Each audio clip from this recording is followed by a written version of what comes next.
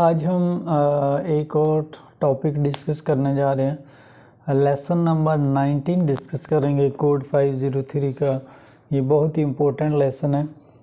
Last में हमने lesson number 18 discuss किया और 19 में हम क्या डिस्कस करेंगे, इसमें सेंटेंस पैटर्न्स के बारे में कि जो हम सेंटेंस लिखते हैं, जिस तरह ही इज़ अ बॉय, तो एक टोटली सेंटेंस है।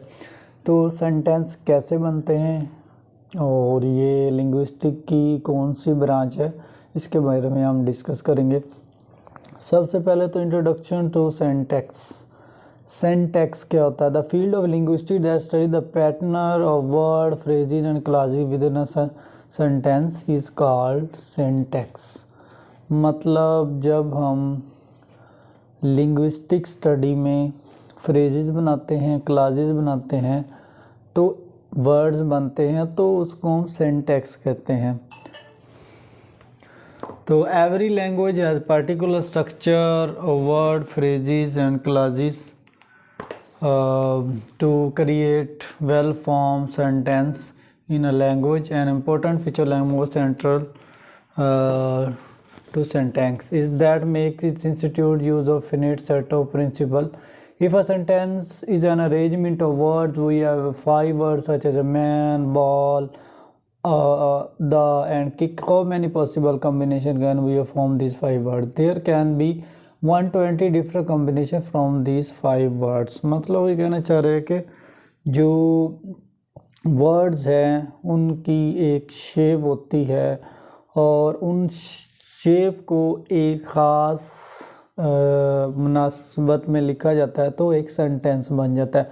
जिस तरह ये इतने सारे वर्ड्स हैं, इनकी कोई सीक्वेंस नहीं है, इनका कोई भी आउटपुट नहीं है, लेकिन जब ये एक सेंटेंस में यूज़ किए जाएंगे तो ये एक सेंटेंस स्ट्रक्चर के तौर पे काम आएंगे। जिस तरह मैन किक द बॉल, ठीक है, man kick the ball, ball kick the man, the ball kick the man, the ball man kick. मतलब एक ही वर्ड को डिफरेंट सेंटेंस में हम यूज़ कर सकते हैं।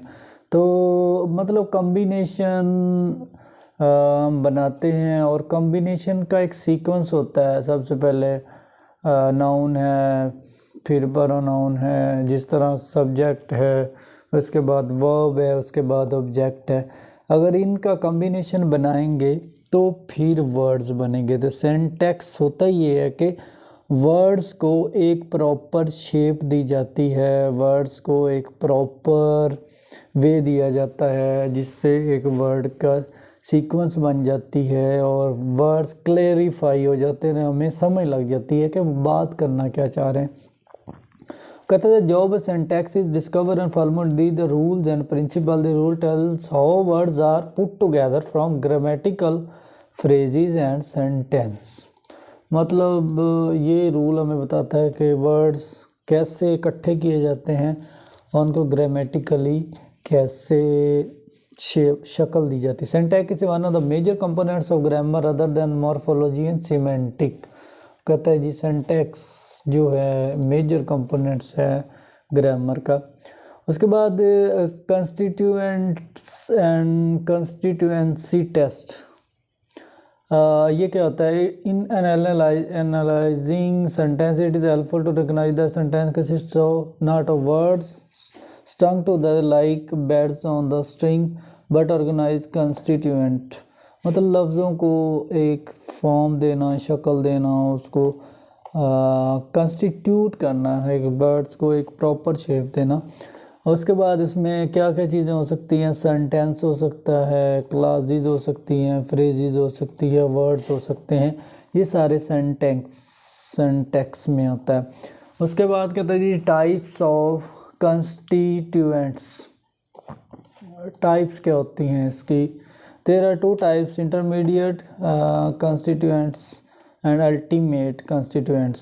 Exactly which elements constituents intermediate constituent depend upon what level structure is their sentence structure। मतलब level को चेक करना कि किस हद तक ये ग्रामर का, जिस तरह एक ही फ़िक्रे में डिफरेंट चीज़ें हो सकती हैं। जिस तरह एक वर्ड है ही गोज़ टू स्कूल, तो तो ही इसमें सब्जेक्ट है, बाकी जितना भी पार्ट है उसको प्रेडिकेट कहते हैं।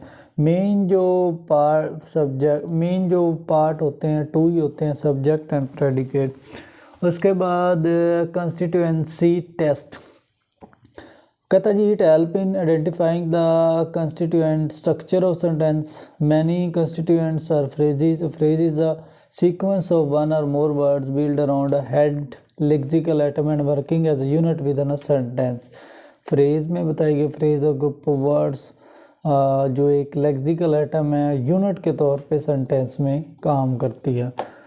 उसके बाद substitutions replacement test, whether one word can be substitute from for another, pronoun for noun and say change yields a grammatical sentence. मतलब एक लफ्ज़ को हम नाउन या प्रोनाउन के तौर पे यूज, जिस तरह ही गोज़ टू स्कूल, या हम कोई नेम भी यूज़ कर सकते हैं, रिप्लेस कर सकते हैं आबिद गो टू स्कूल। तो मतलब रिप्लेस कर देना, नाउन की जगह प्रोनाउन को ऐड कर देना, और प्रोनाउन की जगह हम नाउन को अगर हम ऐड कर देंगे तो सब्स्टिट्यूशन हो जाएगी, नेम और बदल हो जाएगा, मुतबादल हो जाएगा। उसके बाद है जी omission deletion test, whether a sequence word can be omitted without influencing the grammatically, construction can be moved when systematic change are made to a sentence. This usually involves using a definite pro form. मतलब इसमें कुछ लफ्ज़ omit भी किए जाते हैं, at night on his coach. तो phrases ये होती हैं। मूवमेंट फ्रंटिंग टेस्ट, टू और more words from syntactic constituent if they can move together as a single unit and to another position in same sentence। मतलब एक ही जब words जिस तरह ऑन द चेयर है तो ये मूवमेंट के तौर पे यूज़ हो रहा है। मतलब इस पूरे वर्ड ने एक मुकम्मल शेप दे दी सेंटेंस को, इसको उठाया तो दूसरे में पुट किया तो उसमें उसने एक कंप्लीट शेप दे दी। उसके बाद है form and functions, there are different words in language which are called parts of speech, there are 8 number parts of speech, जिस तरह नाउन, प्रोनाउन, वर्ब, एडवर्ब, ये क्या है सारे फॉर्म एंड फंक्शंस, ये सारे फॉर्म्स एंड फंक्शन हैं parts of speech जितने भी हैं। जिस तरह एक ही वर्ड है उसमें डिफरेंट किस्म के पार्ट्स ऑफ स्पीच हो सकते हैं, नाउन हो सकता है, प्रोनाउन हो सकता है, वर्ब हो सकता है, एडवर्ब हो सकता है, और इसी तरह डिफरेंट किस्म के part. Common form of phrases are there, noun phrase हो सकती है, वर्ब फ्रेज हो सकती है, एडजेक्टिव हो सकती है, एडवर्ब, प्रपोजिशनल, ये सारी फ्रेजेस। अदर कॉमन सिंबल, मतलब ये सिंबल्स भी यूज़ किए जाते हैं सेंटेंस बनाने के लिए। उसके बाद है जी हेड, कम्प्लीमेंट एंड मॉडिफायर। कहता है words make phrases, phrases make classes, classes make sentence, sentence make speech. मतलब एक ही फ्रेज़ मिल के क्लास बनाती है, क्लास सेंटेंस बनता है, सेंटेंस से स्पीच बनती है। जिस तरह एक अल्फ़ाबेट्स होता है उससे वर्ड बनता है, वर्ड से सेंटेंस बनते हैं, सेंटेंस से पैराग्राफ बनते हैं, पैराग्राफ से आगे जो भी लंबी कुछ स्पीच बन जाती है। तो ये सारे हेड, कम्प्लीमेंट एंड मॉडिफायर होते हैं। उसके बाद कम्प्लीमेंट क्या होता है? कम्प्लीमेंट होता है किसी भी चीज़ को कंप्लीट करना। ही इज़ अ टॉल बॉय, मतलब इसमें कंप्लीट सेंस मिली हुई है। उसके बाद है जी phrase structure and their uses. Phrases क्या होती हैं, उनका स्ट्रक्चर क्या होता है और यूजेस क्या होती हैं।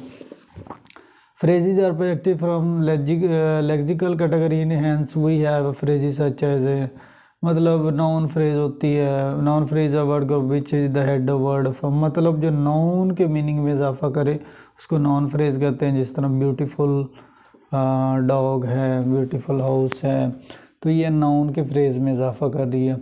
एडजेक्टिव फ्रेज क्या होती है, जो एडजेक्टिव के मीनिंग में इजाफा। वर्ब फ्रेज क्या होती है जी, जो वर्ब के मीनिंग में इजाफा करे।